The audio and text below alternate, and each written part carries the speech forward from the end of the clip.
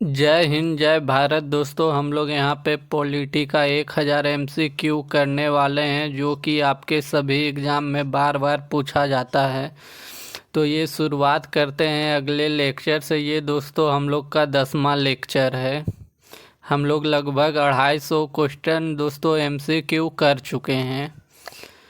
तो हमारा अगला नंबर सवाल है, संविधान के किस अनुच्छेद के अंतर्गत यह उपबंध है कि राज्य के अधीन किसी पद पर नियोजन से संबंधित विषयों में सभी नागरिकों के लिए अवसर की समता होगी। इनका आपको सही आंसर देना है कि कौन सा अनुच्छेद है जो कि किसी भी पद के लिए दोस्तों सभी नागरिकों के लिए अवसर मिलेगी। तो इनका जो सही आंसर होगा दोस्तों, ये अनुच्छेद 16 है।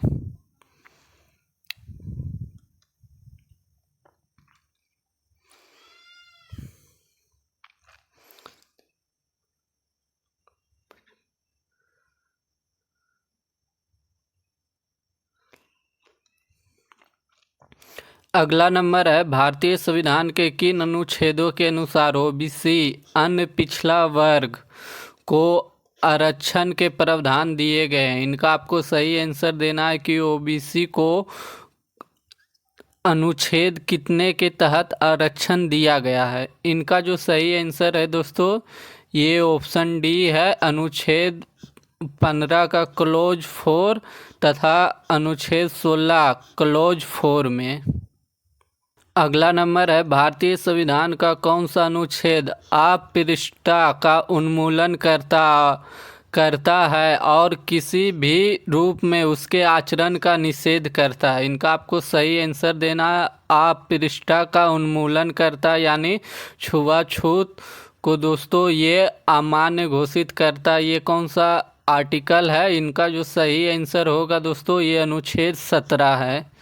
अगला नंबर है, भारतीय संविधान का अनुच्छेद 17 का संबंध है। तो भारतीय संविधान अनुच्छेद 17 का किससे संबंध है? इनका जो संबंध है दोस्तों, ये अस्पृश्यता उन्मूलन से है, यानी छुआछूत को ख़त्म करता है। अगला नंबर है, अनुसूचित जाति तथा अनुसूचित जनजाति को किस अनुच्छेद के अंतर्गत मौलिक सामाजिक आर्थिक राजनीतिक तथा सांस्कृतिक अधिकार दिया गया है? इनका आपको सही आंसर देना है दोस्तों कि एससी और एसटी को कौन से आर्टिकल के तहत दोस्तों मौलिक सामाजिक आर्थिक और राजनीतिक और सांस्कृतिक अधिकार दिया गया है। इनका आपको सही आंसर देना है। इनका जो सही आंसर होगा दोस्तों, ये अनुच्छेद 17 के तहत दिया गया है। अगला नंबर है, किस अनुच्छेद के द्वारा राज्य को उपलब्धियां प्रदान करने तथा अनागरिकों को उपाधियों ग्रहण करने से प्रतिबद्ध किया गया है? इनका आपको सही आंसर देना है कि कौन सा अनुच्छेद है दोस्तों जिसमें उपाधि का अंत किया गया है। दोस्तों इनका जो सही आंसर होगा दोस्तों, ये अनुच्छेद 18 के द्वारा दोस्तों उपाधि का अंत किया गया है। अगला नंबर है, भारतीय संविधान में वर्णित उपाधियों का अंत किस अनुच्छेद में किया गया है? इनका भी सही आंसर होगा दोस्तों, अनुच्छेद 18 के तहत उपाधि का अंत किया गया है।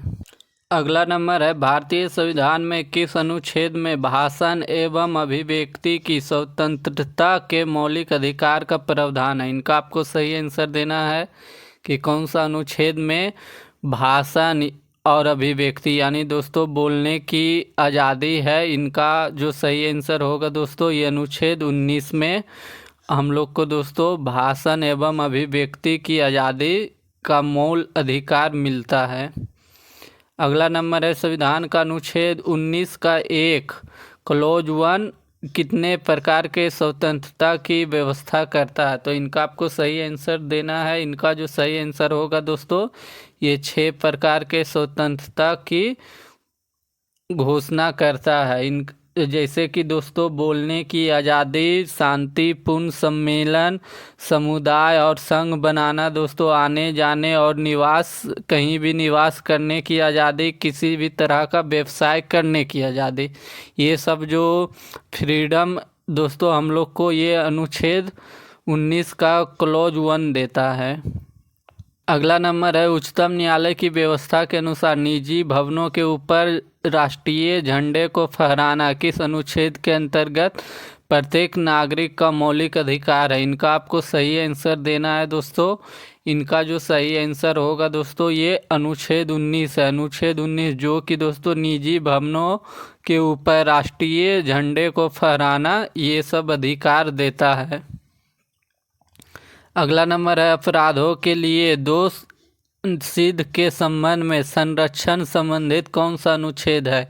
इनका आपको सही आंसर देना है दोस्तों कि दोष सिद्धि के संबंध में संरक्षण देता है। इनका जो सही आंसर है दोस्तों ये अनुच्छेद 20 है।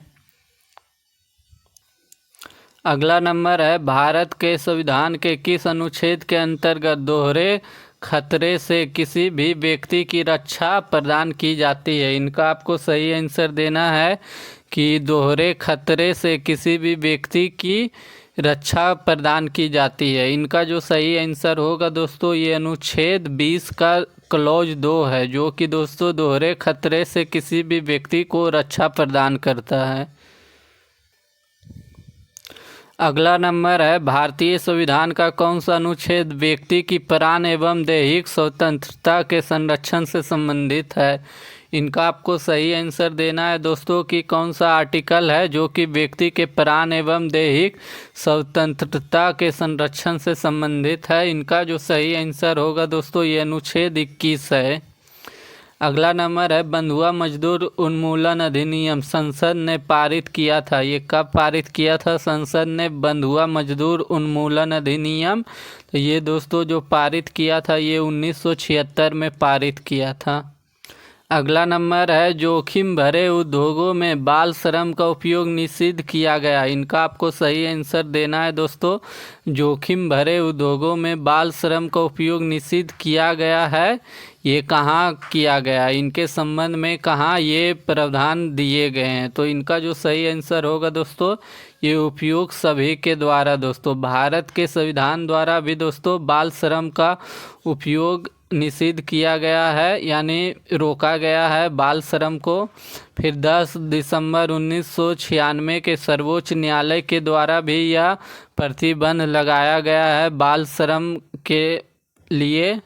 और संयुक्त राष्ट्र के चार्टर द्वारा संयुक्त राष्ट्र यूएन के द्वारा भी दोस्तों चार्टर के द्वारा भी जोखिम भरे उद्योगों में बाल श्रम का उपयोग को प्रतिबंध किया गया है।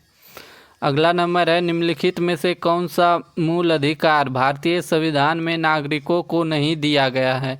इनका आपको सही आंसर देना है कि नीचे में जो दिया गया है उसमें से बताना है कि मूल अधिकार जो कि दोस्तों भारतीय नागरिक को नहीं दिया गया है। इनका जो सही आंसर आपको देना है दोस्तों, इनका जो सही आंसर होगा दोस्तों ये सूचना का अधिकार दोस्तों। सूचना का अधिकार दोस्तों ये हम लोग का मौलिक अधिकार नहीं है दोस्तों। इसके अलावा दोस्तों देश के किसी भी भाग में बसने का अधिकार ये दोस्तों मौलिक अधिकार है। लिंग समानता का अधिकार ये दोस्तों मौलिक अधिकार है। शोषण के विरुद्ध अधिकार ये दोस्तों मौलिक अधिकार है। अगला नंबर है भारतीय संविधान निम्न में से कौन सा अधिकार प्रदान नहीं करता। इनका आपको सही आंसर देना है कि भारतीय संविधान कौन सा अधिकार प्रदान नहीं करता है। इनका जो सही आंसर होगा दोस्तों ये समान आवास का अधिकार ये दोस्तों प्रदान नहीं करता है भारतीय संविधान। इनके अलावा दोस्तों समानता का अधिकार प्रदान करता है, धर्म पालन करने का अधिकार प्रदान करता है, स्वतंत्रता का अधिकार प्रदान करता है।